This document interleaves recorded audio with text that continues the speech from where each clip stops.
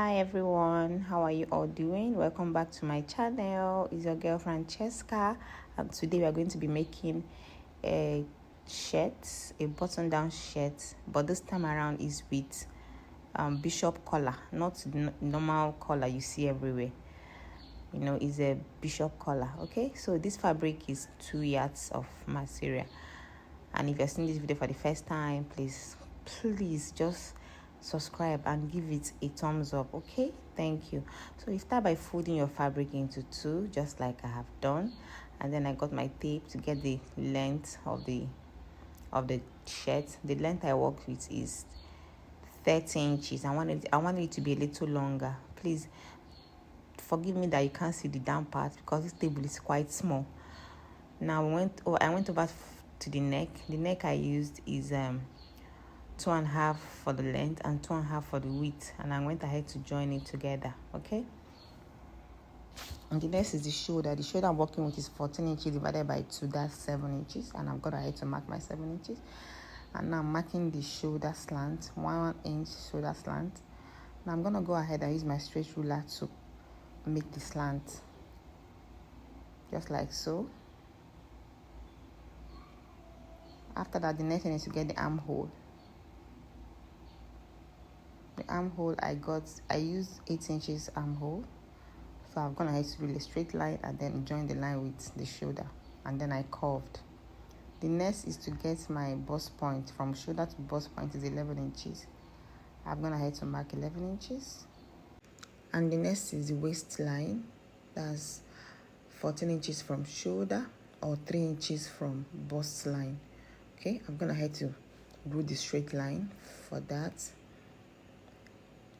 And now we're taking our measurement. So I'm going to take my bust circumference.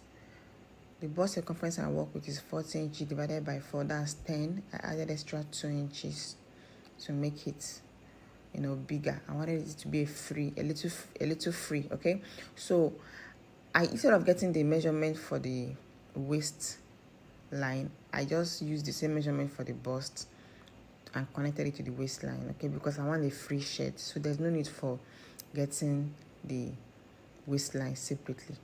Okay, so I'm gonna head to cut out the front. So this is the front part of or rather the back part of the shirt.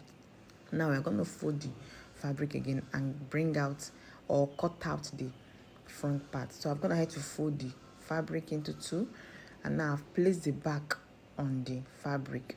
Now I'm going to minus 3 inches for button hole. Okay, button hole allowance. Okay, so this is me minusing 3 inches,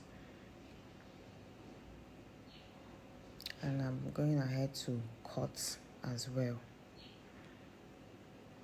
If you have watched this video up to this point, please kindly give it a like, a comment, you know, just do something so that YouTube can recommend my videos. Thank you.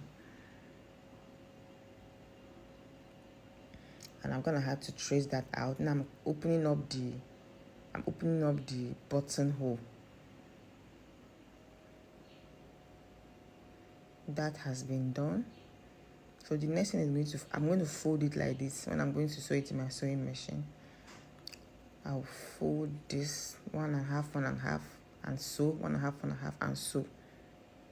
So that has been done. Okay. Now the next thing is to get the actual measurement, or should I say the shaping. So I'm going to place the front part on the back part, just like so. I'm gonna have to spread the back, and then I'm placing this front on top of it. Now with my pin, I'm pinning the shoulders first before I take my measurements. Now I'm gonna take my measurement. This is the bust circumference. So the extra 2 inches I added when I was cutting it, that's what I'm minusing now, but I didn't minus the entire 2 inches because I wanted it to be a free shirt, a little bit free. Okay, so I also did the same measurement for the waist as well. I just connected the line straight, you know, so I just minus 2 inches. Remember when we were cutting it, the extra 2 inches allowance we added, if you unfold your dress, it will be 4. You understand? It will be 4. That's 4 here, 4 here. So now I minus only 2 inches instead of 4 inches. So I'm going to go ahead now, sew the shoulders and sew the down. This is a very simple technique, very simple shirt. And I'm gonna head to do that. Now we're getting our neck measurement. We're going to get our neck measurement. So I've spread it like this, and I'm using my tape to run it round from beginning to end of the neck. So I got 16 inches. I want the neck to be so high, so that is why I got 16 inches. Normally it's supposed to be around 18 or 19 inches. So this is my gum stay now. I'm going to go ahead and measure that 16 inches length. Okay, so but I did 17 inches because by the time you sew this side and sew this side, it's going to reduce. Now the next is to get 1.5 inch for the width. So 1.5 inch is what I'm going to be connecting the lines with now. You can see I'm dotting 1.5 inches. Now I'm going to rule a straight line, just like so. Now that has been done. So the next is to curve one part of it. Okay, so that when you see some of these bishop collars, they usually have some curve. One end of it usually have curve, but this is completely optional. You can leave it sharp like that without curving it. I'm gonna head to cut that out. Now I'm gonna cut it on our fabric as well.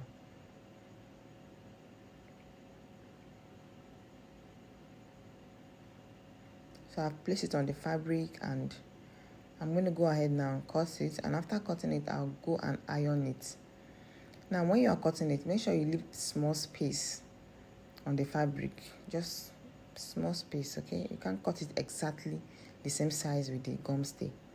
Now we're going to, the part that have gum, we're going to iron it on. We're going to iron it now, and I've done that. This is it. You can see the small space I left by the side of the fabric, right? So we're going to create another one because this has to be 2. So this is me creating a second one because you're going to turn it over. Now we're going to go to our sewing machine and sew that space. That's what we're going to sew. We just sew one part and leave the other part open. We're going to sew the upper part and leave the down part open. Exactly. This is it. One part is open. That is where we're going to be inserting on our collar. Or on the neck rather. So this is it now. Okay, I'm going to go ahead and tuck it in. So you can sew it like this straight without stress, or you can also fold it, tuck it in, fold it like this. It will still come out well either way. And guys, this is it. This is it. This is the simplest shirts you can ever make. Now we're going over to cut the sleeve. I'll go ahead and trim the shoulder further. I'll make it 4.5 inches because I do not want the shoulder to drop too low when I wear the shirt. So I've gone ahead to make it 4.5 inches. So this is me cutting it. I'll also do the same thing on the other side.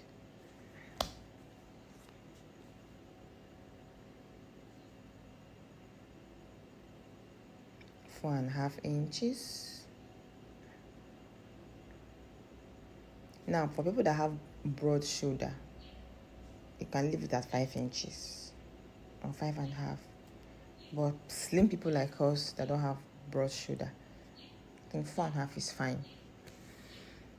So with the remaining fabric, I'm going to cut out my sleeve now. My sleeve length, my actual sleeve length is 24, but I did 27 here because I want when I wear the shirt, let the hand drop. Okay, I'm also going to pleat the wrist area. I'm going to pleat it.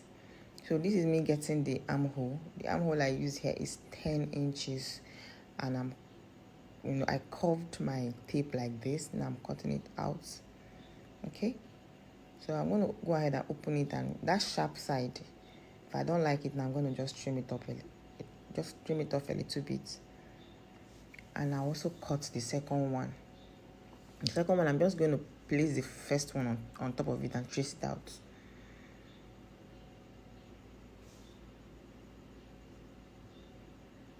Okay, If you have watched this video to this point, a thumbs up won't hurt. Just give it a thumbs up, okay? You can also comment. Just do something to encourage me, okay? Thank you. And yes, I have gone ahead to trace it out. Now, after tracing it out, we are going to measure our round sleeve. I already did my measurement anyway. My round sleeve is 7 inches, but because I want it's going to be a free sleeve, I left it at 9 inches, and then the wrist area is supposed to be 4 inches, but I left it at 7 inches. So I'm going to connect from that 9 inches all the way down to 7 or 6 inches because the upper round sleeve and the wrist area is not the same measurement. Okay, now I'm going to be cutting my bind. The bind is 2 inches. Remember that our length, we use 27 inches for the length, so plus this 2 inches now is going to be 29 inches, which is okay if you want the sleeve to drop. Okay, if you want it to drop, and this bind is going to be at the wrist area and it's going to be tight, so the tightness with the pleating of that wrist area is going to make your shirt look classy. I mean the sleeve, it's going to make it drop and look really classy. Okay, so I've gone ahead to close up the sleeve. This is the first one and this is the second one. This is the wrist. Now I use my actual measurement for the wrist so it can be a little tight, and I pleated it before. I'm so sorry I didn't show you the clip where I pleated the sleeve. I thought I was recording. I didn't know it wasn't going through. So I'm gonna go ahead to attach the sleeve on my shirt, and I've done that. And this is it, guys. It's really beautiful. I love the shirt so much. Okay, I've attached both of them. When you're sewing your armhole when you're attaching the sleeve, you have to make sure the line on the shirt and the line on the sleeve are facing each other so that you can achieve accuracy. And this is me wearing it, guys. Thank you so much for watching. I appreciate you all.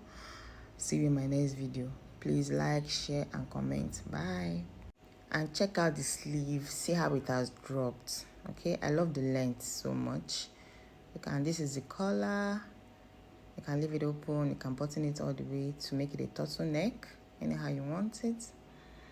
So I rock this to church on Sunday and it's really beautiful. So this is me buttoning it up for you to see the tightness or the turtle. So this is it, guys. Thank you for watching. I really appreciate you all. Please see you in my next video.